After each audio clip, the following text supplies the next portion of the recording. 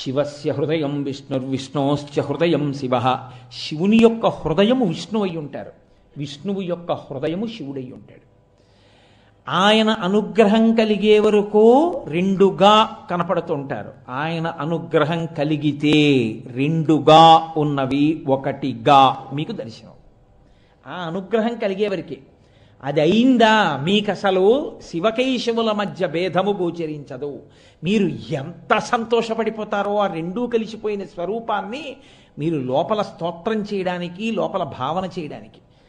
మనకి కాంచీపురానికి కేవలం 20 మైళ్ళ దూరం.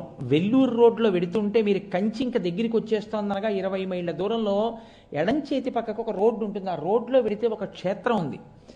అది తిరుప్పార్కడలి అంటారు. అంటే మనం పాలకడలి అంటాం, తిరుప్పార్కడలి అంటారు. అక్కడ తిరుప్పార్కడలి అన్న క్షేత్రానికి ఉన్నటువంటి వైభవం ఏమిటో తెలుసా అండి? అక్కడ విష్ణువాలయం లేదు, అన్నీ శివాలయాలే. ఒకప్పుడు విష్ణువాలయం లేదు అక్కడ. ఒకానొకప్పుడు పరమ వైష్ణవుడు అనగా విష్ణువు యందు విశేష ప్రీతి కలిగిన వాడు ఇతర రూపములను అంగీకరించలేనటువంటి ఒక భక్తుడు ఆ ఊళ్ళోకి ప్రవేశించాడు. ఆయనకు ఒక నియమం ఉండేది, విష్ణు స్వరూపాన్ని దర్శనం చేస్తే కానీ ఆయన భోజనం చేయడు. కాబట్టి ఆయన ప్రతి దేవాలయం దగ్గరికి వెళ్ళడం, లోపల పెరుమాళ్ళు ఉన్నాడా అని అడుగుతుండడం. లోపల పెరుమాళ్ళు కారు, పరమేశ్వరుడు ఉన్నారు. ఆయన వెళ్ళేవారు కాదు, వెళ్ళిపోతూ ఉండేవారు. భోజనం చేసే వేళ దాటిపోయింది, నీరసం వచ్చేసింది, విష్ణుమూర్తి యొక్క దేవాలయం కనపట్టలేదు. ఆయన ఆఖరికి తను తిరిగిన దేవాలయాల్లోనే ఒక దేవాలయం ముందుకు వచ్చి పడిపోయారు, ఇంకా కదలలేకపోయారు. అంతలో ఒక వృద్ధుడైనటువంటి బ్రాహ్మణుడు ఆయన దగ్గరికి వచ్చి, ఏమండి అలా ఉన్నారు, అంత నీరసంగా ఉన్నారు, ఏమైందన్నారు. ఏమి దిక్కుమాలిన ఊరయా, పెరుమాళ్ళకి గుడే లేదు ఇక్కడ, విష్ణువుకి గుడి లేదు. ఏం విష్ణువుకి గుడి లేకపోతే ఏం శివాలయాలు ఉన్నాయిగా అన్నాడు ఆయన. కాదు, నాకు విష్ణు స్వరూపంగానే కావాలి, శివస్వరూపంగా నేను చూడను, నాకు విష్ణు స్వరూపం కావాలి.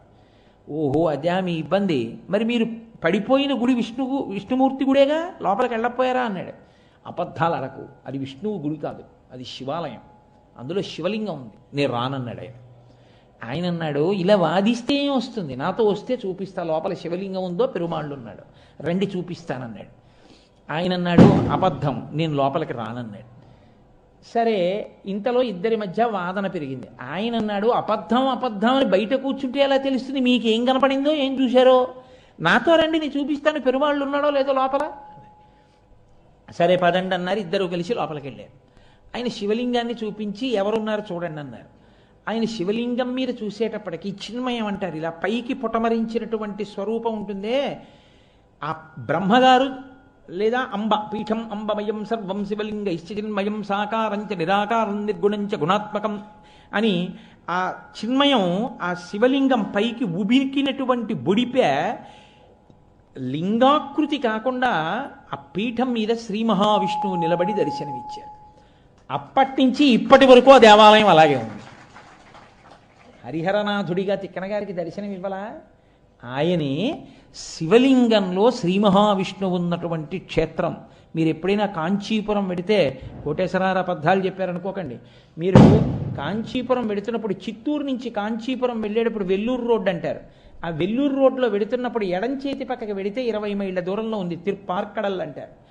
ఆ క్షేత్రానికి వెళ్ళి చూడండి, అత్యద్భుతమైనటువంటి స్వరూపం. కాబట్టి శివకేశవుల మధ్య భేదము అన్నట్టు కనపడుతుంది, రెండు అన్నట్టు కనపడుతుంది. యథార్థమునకు శివకేశవులు రెండు కాదు, శివుడే కేశవుడు, కేశవుడే శివుడు. దీని గురించి పెద్దలు ఒక చక్కటి ఐతిహ్యం ఒకటి చెప్తూ ఉంటారు. వెనకటికి దేవతలందరూ రామేశ్వరం వెళ్ళారు. వెళ్ళి రామేశ్వరంలో శివలింగాన్ని దర్శనం చేశారు. దర్శనం చేసి బయటకు వచ్చిన తర్వాత వాళ్ళకు ఒక అనుమానం వచ్చింది, రామేశ్వరం అనగా ఏమి, వ్యాకరణంలో రామేశ్వరం దేనికి చెందుతుంది అని. అంటే ఇప్పుడు నేను మీకు దాన్ని కొంచెం చెప్పాలి అంటే, రాజసేవకుడు ఏ సమాసం అని అడిగాను అనుకోండి, రాజు యొక్క సేవకుడు రాజసేవకుడు, కాబట్టి షష్ఠీ తత్పురుష సమాసం. లేకపోతే నల్ల కలువ అన్నాను అనుకోండి, ఏ సమాసం అన్నాను అనుకోండి, నల్లనైన కలువ, కర్మధారయా సమాసం. కాదు, దండపాణి ఏ సమాసం అన్నాను అనుకోండి, దండము పాణియందు కలవాడు, అంటే చేతియందు కర్ర పట్టుకున్నవాడు, చేతియందు కలది కలవాడు కాబట్టి బహువ్రీహి సమాసం. కాబట్టి షష్ఠీ తత్పురుషం అన్న అవ్వాలి, కర్మధారయం అన్న అవ్వాలి, బహువ్రీహి అన్న అవి ఉండాలి. వ్యాకరణంలో రామేశ్వరం ఏది అని అనుమానం వచ్చింది మనకి. ఒక ఆయన అన్నాడు, రామేశ్వరం అంటే రాముని యొక్క ఈశ్వరుడు. రాముడు ఎవరిని అర్చన చేస్తాడో ఆ శివుడు రాముని యొక్క ఈశ్వరుడు, రామేశ్వరుడు అన్నాడు. కొంతమంది అన్నారు ఉటిది, రామునికి ఈశ్వరుడు ఏమిటి, రాముడే జగత్ప్రభువు, రామునికి మళ్ళీ ఈశ్వరుడు ఎవరు ఉండరు, కాబట్టి రాముడికి శివుడు ఈశ్వరుడు మేము అంగీకరించమన్నారు. కొంతమంది అన్నారు, మీరు అంగీకరించకపోతే ఏమిటి, రాముని యొక్క ఈశ్వరుడే ఆయన అన్నారు. ఈ గొడవంతా ఎందుకు, కైలాసానికి వెళ్ళి శివుడిని అడుగుదాం పదండి అన్నారు. అందరూ కలిసి కైలాసానికి వెళ్ళారు. అయ్యా రామేశ్వరం ఏ సమాసం అని అడిగారు. ఆయన అన్నాడు, రాముని ఈశ్వరుడిగా కలవాడు బహువ్రీహి సమాసం. నాకు రాముడు ఈశ్వరుడు, నేను అక్కడ శివలింగంగా ఉంటాను, కానీ నాకు రాముడు ఈశ్వరుడు అన్నాడు. అంటే అయ్యయ్యో అని బయటకు వచ్చేసారు. బయటకు వచ్చేసి శివుని యందు అనురక్తి కలిగిన వాళ్ళు అన్నారు, శివుడు జ్ఞాని కాబట్టి ఆయన ఇప్పుడు తన గొప్ప చెప్పడం, కాబట్టి ఆయన అలా అన్నాడన్నీ ఉట్టిది. నిజానికి రాముడు ఈశ్వరుడిగా కలవాడు కాడు, రాముని యొక్క ఈశ్వరుడు. షష్ఠీ తత్పురుషమే కరెక్ట్, బహువ్రీహి కాదు. ఆయన అలా అన్నాడంతే అన్నారు. సరే ఈ గొడవ ఎందుకు, వైకుంఠానికి వెళ్ళి విష్ణువుని అడుగుదాం, రాముడు విష్ణువు కదా ఆయన అడుగుదాం అని వైకుంఠానికి వెళ్ళారు. అయ్యా అది షష్ఠీ తత్పురుషమా బహువ్రీహియా అంటే శ్రీ మహావిష్ణువు అన్నారు. ఆయన అలాగే అంటారు, శివుడు పెద్ద ఆయన గౌరవం, కానీ అసలు నిజం నేను చెప్తున్నాను, రాముని యొక్క ఈశ్వరుడు నాకు ఈశ్వరుడు ఆయనే, కాబట్టి ఆయనే నాకు ఈశ్వరుడు అన్నారు. శివకేశవులకు వ్యాకరణం తెలియదా ఏమి, ఇద్దరు ఓ గురువు గారి దగ్గర చదువుకోలేదా? ఇది ఎక్కడ గొడవ, ఆయనేమో రాముని ఈశ్వరుడిగా కలిగిన వాడిని అంటాడు, ఈయనేమో రాముని యొక్క ఈశ్వరుడు అంటాడు. ఈయన షష్ఠీ తత్పురుషం అంటాడు, ఆయన బహువ్రీహి అంటాడు. ఏది అసలు నిజం? 4 తలకాయలు ఉన్నవాడు ఒక ఆయన ఉన్నాడుగా, సృష్టి చేసేవాడు, 4 ముఖాలతో వేదం చెప్పేవాడు, ఆయన అడుగుదాం, గొడవ వదిలిపోతుంది. ఆయన తప్పు చెప్పడుగా, కాబట్టి ఆయన దగ్గరికి వెళ్ళారు. ఆయన అన్నాడు, దీనికి ఇంత దూరం వచ్చారా, మీ మొహం ఇట్సా, రామేశ్వరము అంటే రాముడు ఈశ్వరుడైనాడు, రాముడే శివుడు, శివుడే రాముడు, కర్మధారయ సమాసం రాదే, 2 కాదన్నాడు. కాబట్టి శివుడే కేశవుడు, కేశవుడే శివుడు, ఉన్న ఆపదార్థమే స్థితికర్తగా నిలబడినప్పుడు విష్ణువుగా ప్రకాశిస్తుంది.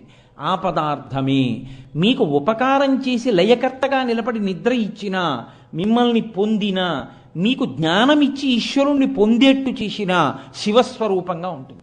అందుకే భాగవతంలో 3 మూర్తులకు 3 లోకములకు 3 కాలములకు మూలమగుచు భేదమగుచు తుదిక భేదమయ్యొప్పారు బ్రహ్మమనగ నీవే పాలనయనా అంటారు. 3గా 2గా కనపడి చిట్ట చివరికి 1గా అయిపోయేటటువంటి తత్వం ఏదున్నదో అది పరబ్రహ్మము, అది పరమేశ్వరుడు. అది 2గా కనపడుతుంది, కానీ 2 కాదు, ఉన్నది ఒక్కటే అని నిరూపిస్తుంది. అలా నిరూపించగలిగినటువంటి స్థితి కలిగినటువంటి పదార్థం. అందుకే వాళ్ళకి ఓ గమ్మత్తు ఉంటుంది లోకంలో. మీరు చూడండి, నాకు ఈ మాట చెప్తుంటే ఒక విషయం గుర్తొచ్చింది. శృంగగిరి పీఠాధిపతులు చంద్రశేఖర భారతి మహానుభావుడు, ఆయన దగ్గరికి వెళ్ళి చాలామంది కూర్చున్నారు. కూర్చుంటే ఆయన ఏ ఊరు నుంచి వచ్చారు అంటే ఏదో ఫలానా ఊరు నుంచి. మీ పేరేమిటి, ఆయన ఏదో పేరు చెప్పాడు. ఇంకోరిని అడిగారు, మీ పేరేమిటి, ఏదో పేరు చెప్పాడు. మీరు ఏదో ఊరు నుంచి వచ్చారు, ఈ పేరు ప్రసాదం ఇస్తున్నారు. ఒక ఆయన్ని అడిగారు, ఆయన ఏం చెప్పలేదు. మీ పేరు ఏమిటి అన్నారు, చెప్పలేదు. ఏ ఊరు నుంచి వచ్చారు, చెప్పారు. ఏం పేరు అడిగాని చెప్పలేదే అన్నారు. వీళ్ళందరూ వెళ్ళిపోయాక చెప్తాను స్వామి అని. అదేమిటి వీళ్ళందరూ వెళ్ళిపోయాక పేరు చెప్పడం, ఫోన్లే ఏదో ఇబ్బంది ఉందేమో అనుకున్నారు. అందరూ వెళ్ళిపోయారు.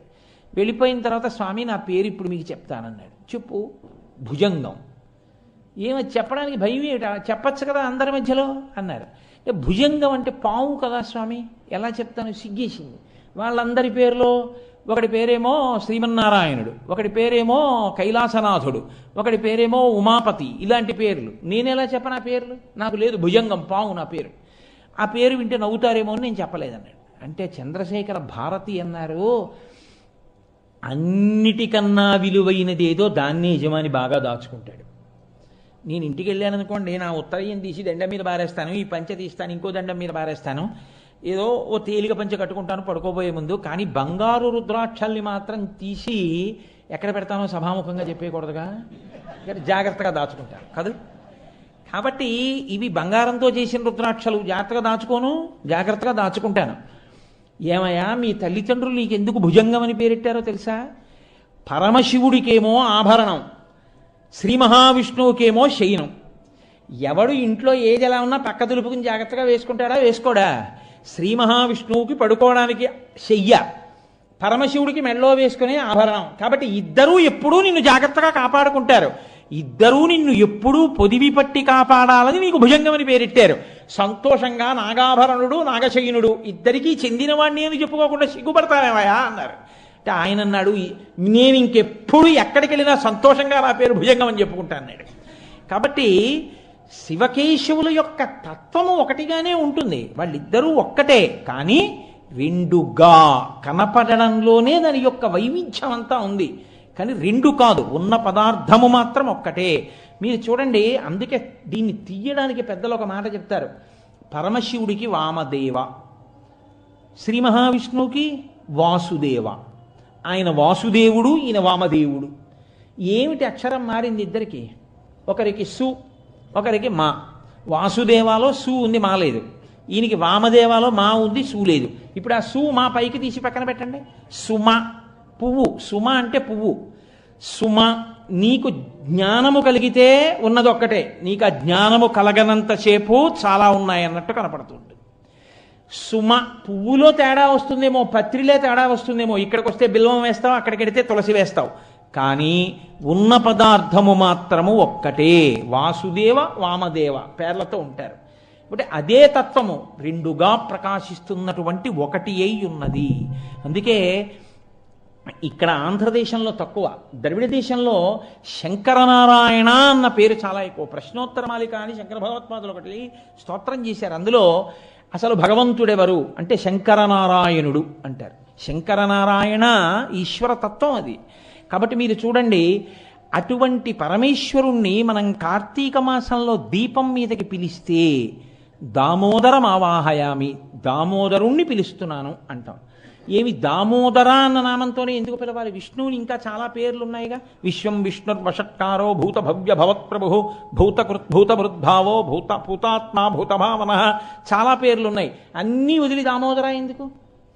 కార్తీక దామోదరుడికి నైవేద్యాలు పెట్టామండి, కార్తీక దామోదరుడికి దీపాలు పెట్టామండి అంటారు. ఏమిటా దీపం?